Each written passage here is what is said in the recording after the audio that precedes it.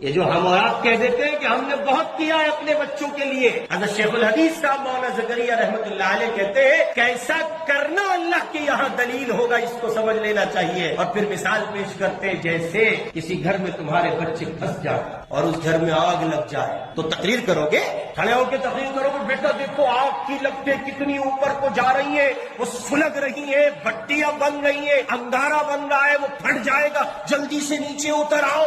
ये तकरीर करेगा कोई बाप? वो कहेगा देखो सुर्ख लगते हैं, जहन्नम का मंजर मालूम होता है, मेरे बेटो कूद जाओ। ये कहेगा कोई बाप? नहीं कहेगा।